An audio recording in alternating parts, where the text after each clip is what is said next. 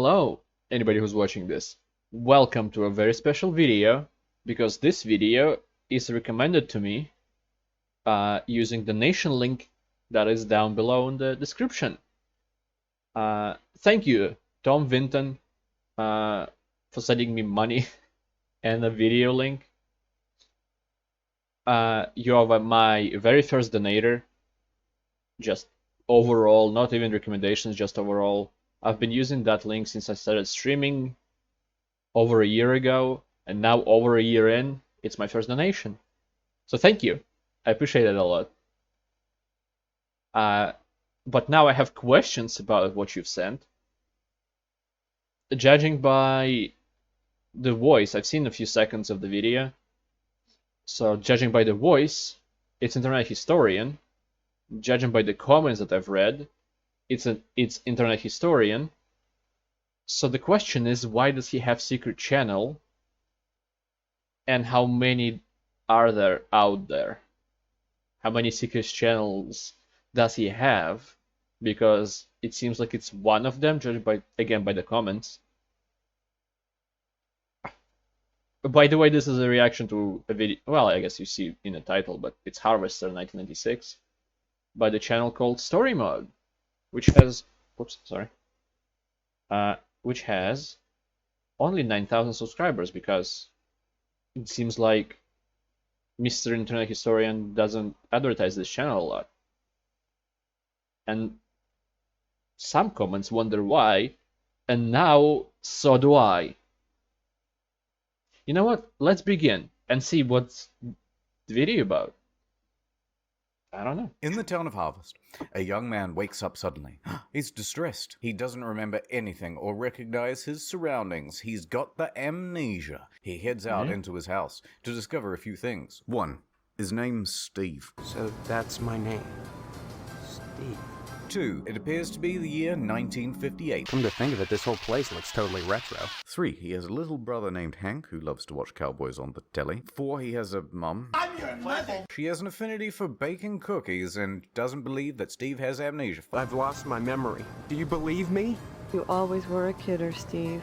Five, his father's locked away in a room following a fight with his mom. He and Mom went at it last night pretty hard. He stayed in bed. I like myself an IT crowd. Is IT crowd?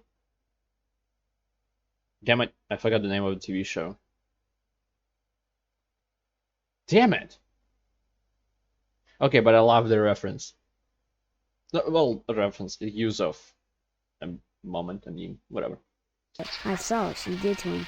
It was pretty bad. Eventually, Steve also discovers that he's set to marry a girl next door, Stephanie Potsdam. The wedding's in 2 weeks. What? So Steve heads next door to find Stephanie and meet her family. Steve He first meets Mr. Potsdam, who is pretty great, to be honest. Everyone needs at least 3 servings of red meat a day.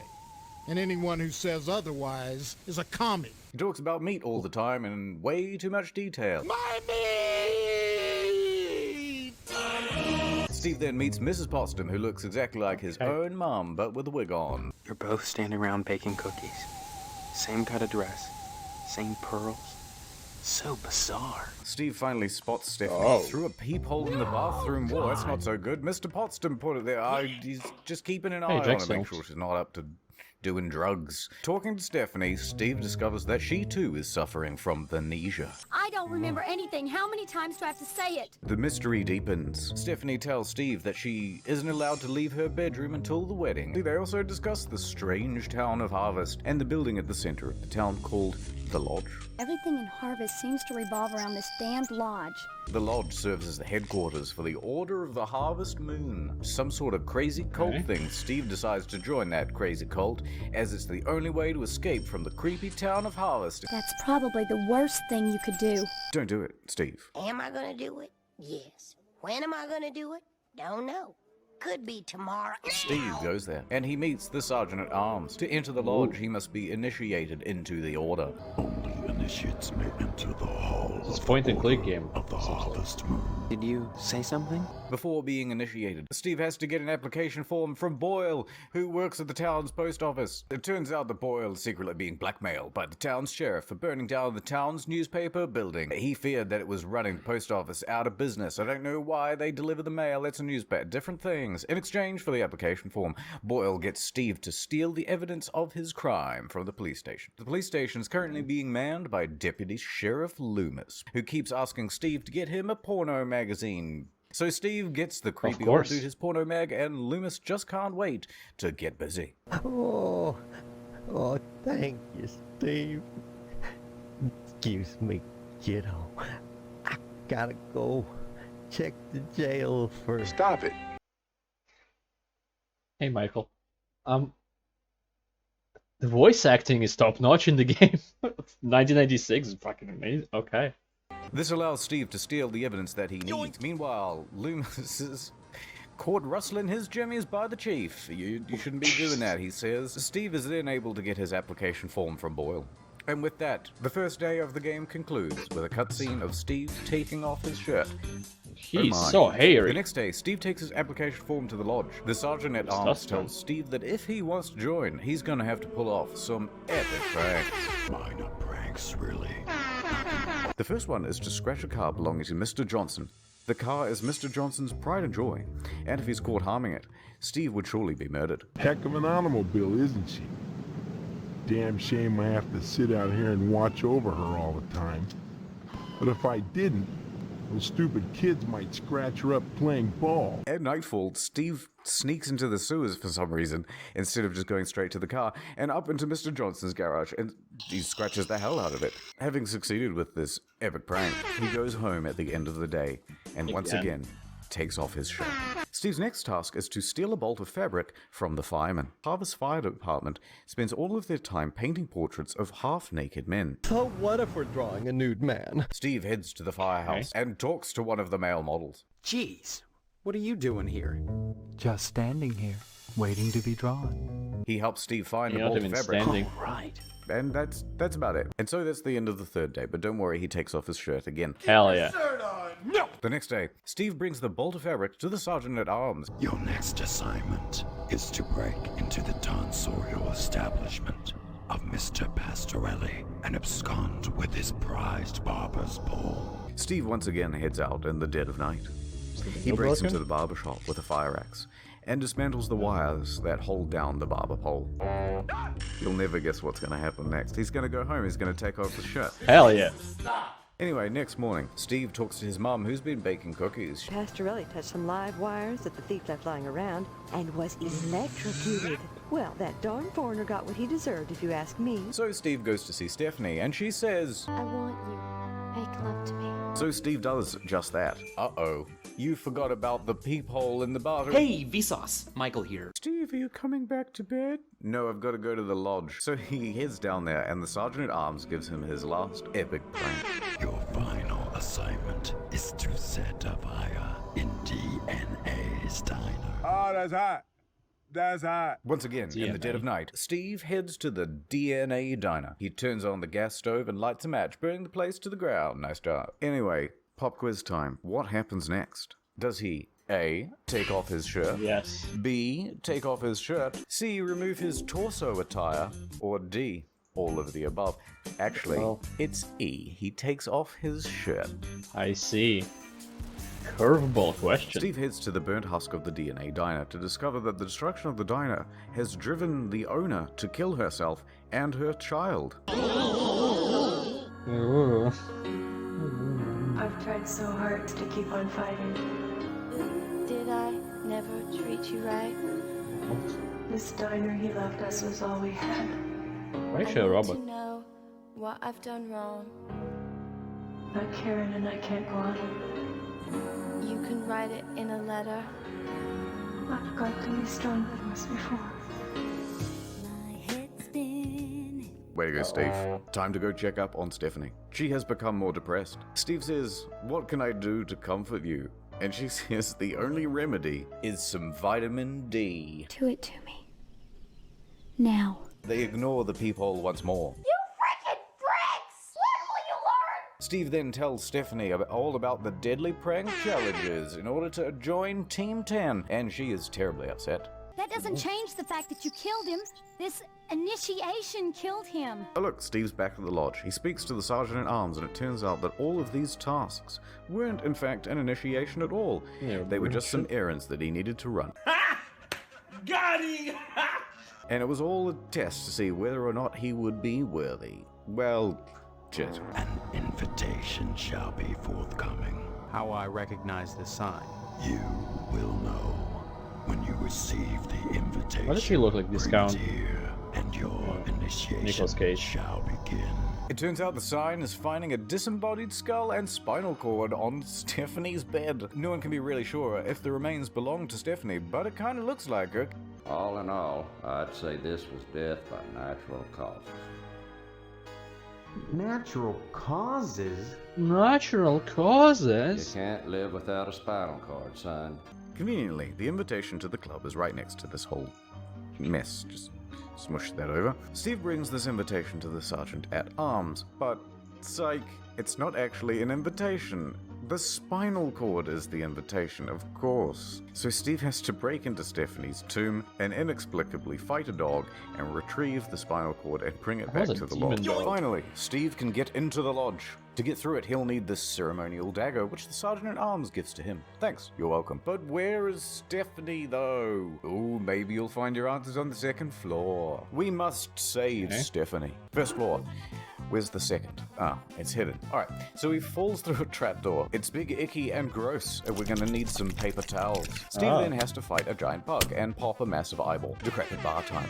Beer time. But then that beer summons an evil double of Steve, which he has to kill. Kitchen time. Steve then enters a kitchen where the chef is cooking up parts of dismembered human body parts. Steve takes a few chunks in case they'll come in handy later. As you do, cloakroom time. Steve asks an attendant to help him get some clean clothes. Steve then kills the cloakroom attendant for no reason. Oh look, those human body parts came in handy. Steve uses them to distract a sewer monster, allowing him to cross the bridge. Steve then has to defeat a killer plant. He finds ropes he can climb to the second floor. Hooray! Art time. Steve ends up in the art museum. Then the statue comes to life and Steve has to kill him. In the next room, Boyle, our favorite postman slash arsonist, is there. When a young man is courting a young woman, he wins for her a Cupid doll. Return here with a prize if you would seek your lady.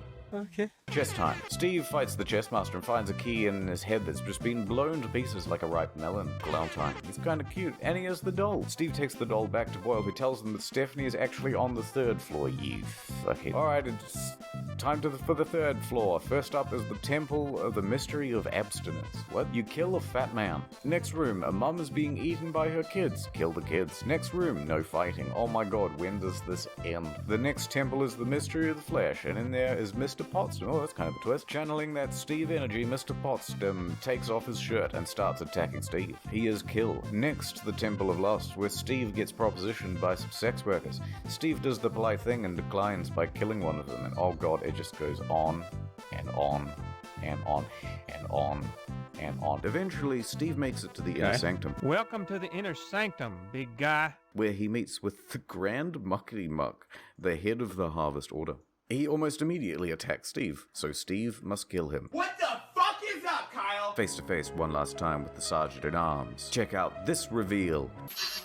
It's Stephanie. She's alive. But she's hooked up to a torture device. What the Stephanie hell? is released from it, and they both get an explanation as to what the devil is going on. It's revealed that the Harvest is a virtual reality simulation, to which both Steve and Stephanie are hooked up. The simulation is designed to create serial killers, and Steve is the current subject. Oh my god! Steve is then given an ultimatum. Marry and live out a happy life with Stephanie in this virtual reality, or kill Stephanie and be released back into the real world as a serial killer. It's now up to the player to decide. If the player chooses to kill Stephanie, then, well, he kills her in the game and in real life. He fucking Sub-Zeros her. And then he awakes from the simulation, and he has to hitchhike back home. They don't even give him a cab, alright? And Steve murders the driver of the car that's pulled him over. Who gave him that knife? Who knows? Once he gets back home, he plays Harvester on his computer. Oh no, wait, what? A gamer. Steve's mother disapproves of the game, because violent video games always breed violence within people. That's bullshit, Mom. And that's how that choice ends. However, if the player chooses to spare Stephanie's life, Steve proclaims, I'd rather die than become as twisted as you. So the Sergeant at Arms then marries Steve and Stephanie right then and there in the ballroom of doom. Steve and Stephanie have a child and lead a quaint and happy life, eventually dying of old age and being buried next to each other in a harvest. However, outside of the simulation, Steve and Stephanie die almost instantly, and the Harvester crew get ready to create another serial killer.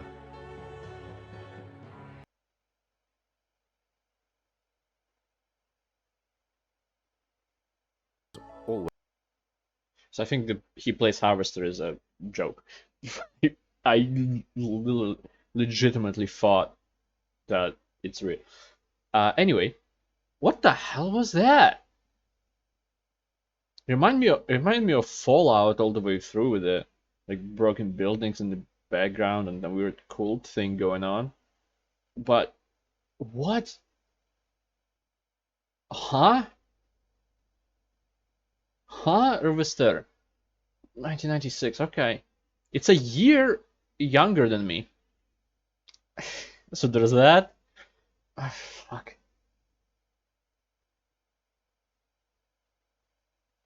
What? Tom, thank you. Tom, okay. So it came out in October 2020. Yeah, point-click game. Okay, got it. Wow. I have no words for this.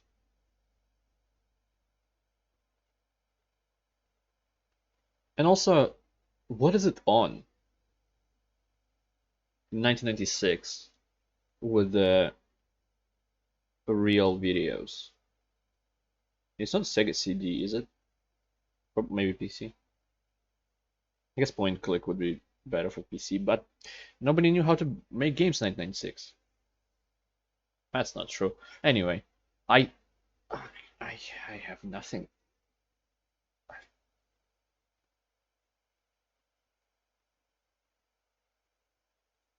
Okay, I subscribe to Story Mode until further notice. Jesus, okay. Again, thank you, Tom, for the donation and recommendation. It was bizarre, strange, but definitely entertaining and fun. So, thank you. And thank you, everybody who watched this. I hope to see you next time. Goodbye. Have a great life, because one of us has to.